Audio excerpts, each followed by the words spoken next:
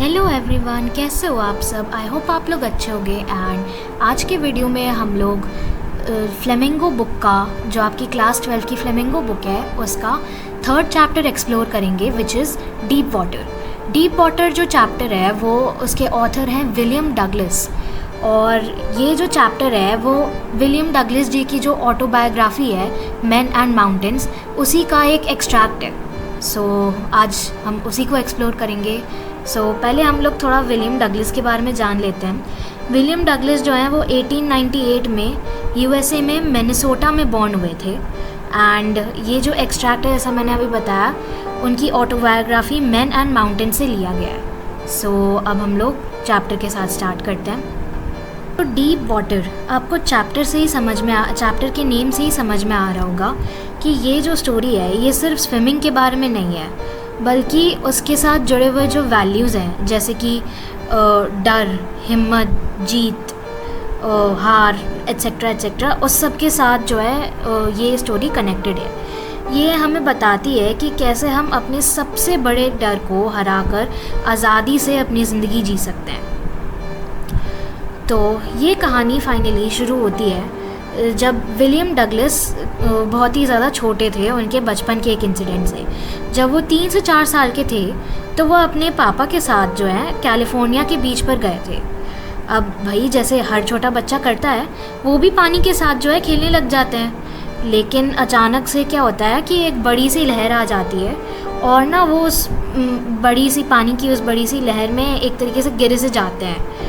तो जो ऑथर हैं उनके फादर जल्दी से आके उनको उसमें से बाहर निकाल लेते हैं। लेकिन अब इसके साथ क्या हो जाता है, ऑथर जो है वो घबरा जाते हैं। अब उनके पापा ने उनको तुरंत बाहर तो निकाल लिया, लेकिन उससे ना उनके अंदर जो है एक पल के लिए एक अजीब सा डर सा बैठ गया। यू कैन से कि ऑथर का ये वो फर्स्ट इंटरेक्शन था अपने पानी के फियर के साथ, जो है वो उनके अंदर उस छोटी सी एज में ही बहुत ही ज़्यादा गहराई से बैठ गया था।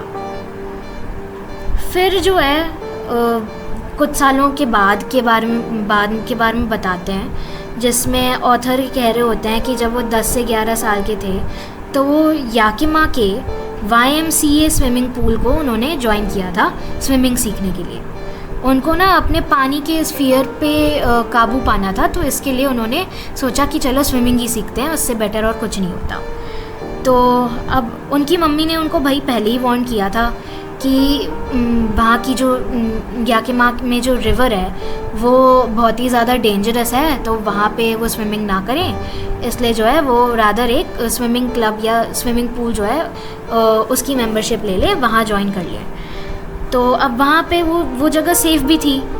अब क्या था ना कि उसका जो शैलो एंड था पूल का, वो सिर्फ 2 फुट की गहराई का था, और जो सबसे डीप एंड था वो भले ही चलो 9 फुट की गहराई का था, बट वो जो गहराई थी ना वो ग्रेजुअली ही इंक्रीज़ हो रही थी। तो ऑथर को थोड़ा सा रीअश्योरेंस थी कि उनके साथ कुछ दुर्घटना घटित नहीं होगी।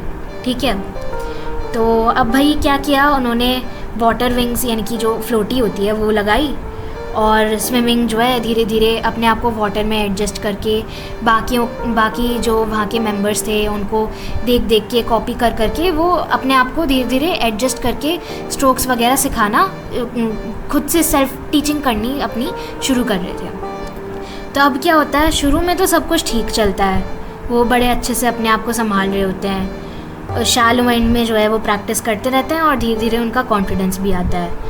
लेकिन भाई एक दिन ना सब कुछ बदल जाता है, सब कुछ। एक दिन क्या होता है, वो जो है पूल में थोड़ा सा जल्दी आ जाते हैं। वहाँ पे ना उस वक्त कोई होता नहीं है, तो अब ऑथर को थोड़ा अकेले जाने में ऐसे रह रहा था, डर वर लग रहा था कि मैं नहीं जा सकता। एंड मतलब उनको जो है काफ़ी ज़्यादा तकलीफ़ हो रही थी, दिक्कत हो रही थी। वो सोचते हैं कि चलो बाकियों का वेट करते हैं, फिर उनके साथ चले जाएंगे। तभी जो है अचानक से ना उनके पीछे एक 18 साल का एक लड़का आ जाता है, बड़ा अच्छा हट्टा कट्टा, और वो ना उसको बुली करने लगता है। उसको कहता है कि चलो अब तुमको कैसा लगेगा अगर मैं तुमको ढकेल देता हूँ। एंड उसको मजाक में वो जो है ऑथर को धक्का दे देता है पूल में। अब क्या, अब और ऑथर इस सब के लिए तो बिल्कुल भी प्रिपेयर्ड नहीं थे। इससे पहले कि वो कुछ बोल भी पाते, वो जो है पानी के सबसे डीपर एंड, यानी कि जहाँ पे 9 फुट वाली गहराई थी, वहाँ पे वो गिरने लग जाते हैं। नीचे जाते ही उन्हें अब ऐसा लगा कि बस उनका दम घुटने लग जाएगा।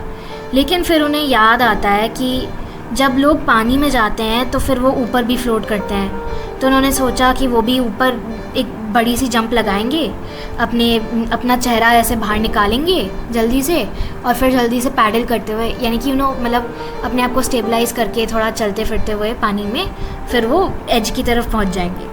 ऐसे जो है उन्होंने स्ट्रैटेजी सोच के रखी थी। लेकिन भाई अब सब कुछ जो है वो प्लान के अकॉर्डिंग तो नहीं चलता है। तो अब क्या, वो नीचे तक गए, फिर ज़ोर से ऊपर आए, लेकिन जैसे ही ऊपर आए उनको हवा नहीं मिली, सिर्फ पानी ही पानी था उनके चारों तरफ। वो बहुत ही धीरे धीरे ऊपर आ रहे थे, जबकि उन्होंने सोचा था कि वो तेज़ी से आ जाएंगे। उन्होंने जो है चलने की कोशिश करी, लेकिन वो भी नहीं हो पाया, उनसे आवाज़ भी नहीं निकाली गई।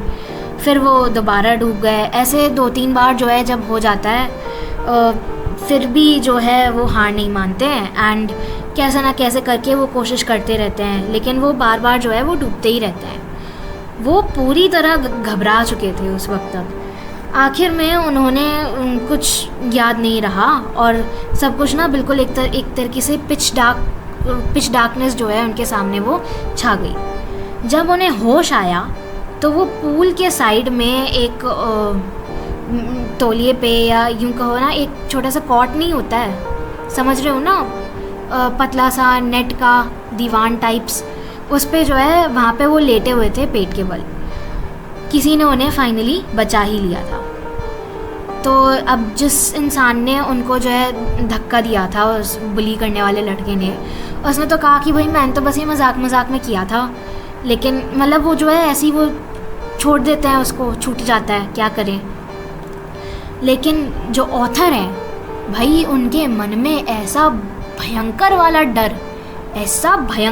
डर छा गया ना कि बस अब वो कभी भी पानी को जब भी वो देखते तो उनके मन में बस उनका वो फियर ऑफ वाटर ही घूम रहा होता। कैसे जो है वो बिल्कुल डूब ही गए थे और कैसे उनकी जान ही चली जाती अगर कोई उनको उस वक्त बचाता नहीं तो। अब भले ही उनकी जान बच गई, लेकिन उनके अंदर जो है ना हिम्मत उनकी पूरी तरीके से टूट गई थी। फिर अब जैसा उनके साथ वो इंसिडेंट हो गया, तो फिर वो कभी दोबारा उस पूल के पास नहीं आए, ना ही कभी वो नदी के पास जाते थे, क्योंकि वो घबरा जाते थे पानी को देख के। लेकिन भाई अब विलियम डगलस जो हैं, उन लोगों में से तो नहीं थे जो इतनी आसानी से हार मान लें। कुछ साल बाद उन्होंने डिसाइड किया कि अब ये और नहीं चलेगा। अपने इस डर के चक्कर में वो कभी ढंग से फ़िशिंग एंजॉय नहीं कर पाते, कभी अपनी ट्रिप्स एंजॉय नहीं कर पाते। उनका जो सारा मज़ा है लोगों के साथ घूमने फिरने का, बार बार वो प्लान्स बनाते, वो एंड मोमेंट पे कैंसिल कर देते अपने इस फियर के चलते। अब उन्होंने सोचा कि और नहीं, बस अब इस चीज़ को ना ख़त्म करते हैं। तो फिर कुछ साल बाद जाके ऑथर ने ऐसे डिसाइड किया कि अब जो है ना अक्टूबर का महीना है, अब मैं स्विमिंग सीख के ही रहूँगा, और इस बार जो है वो एक इंस्ट्रक्टर लगा लेते हैं अपने साथ जो उनको स्विमिंग सिखाए। वो इंस्ट्रक्टर जो है बड़े ही काइंड थे, उनको एक तरीके से जो है प्रोफेशनल स्विमिंग आती थी, और रस्सी और पुली के मैकेनिज़्म की हेल्प से जो है वो ऑथर को ट्रेन करते थे। उन्होंने कई सारे स्विमिंग में जो स्ट्रोक्स होते हैं वो सिखाए, सांस कैसे लेनी है, इनहेल एक्सहेल कैसे करना है, वो सब बताया। ट्रेनिंग जो है काफ़ी ज़्यादा ऑथर की वो काफ़ी स्लो थी और काफ़ी ज़्यादा डिफ़िकल्ट भी थी ऑथर के लिए, क्योंकि वो काफ़ी ज़्यादा डरते थे स्विमिंग से। लेकिन ठीक है, हो रहा था धीरे धीरे। उनको जो है शुरुआत में बहुत ज़्यादा डर लगता था। कम से कम 3 महीने जो है बीते होंगे, उसके बाद ही जाके उनका जो फियर है वो धीरे धीरे सबसाइड होना शुरू हुआ होगा। उन्होंने जो है वो हफ्ते में 5 दिन प्रैक्टिस करते थे, हर दिन 1-1 घंटा। तो ऐसे कर करके उन्होंने कई बार प्रैक्टिस की। 3-4 महीने जाके प्रैक्टिस करने के बाद उनका फियर कम हुआ, और फिर जाके जो है उनको थोड़ा कॉन्फिडेंस आया। ऐसे करते करते अक्टूबर से अप्रैल आ गया, और फिर फाइनली उनके इंस्ट्रक्टर ने कहा कि अब जो है डगलस जी, आप स्विमिंग अच्छे से सीख चुके हैं, अब आपको हमारी ज़रूरत नहीं है, आप बस ये स्ट्रोक्स करके बता दीजिए, मतलब आपको स्विमिंग आती है।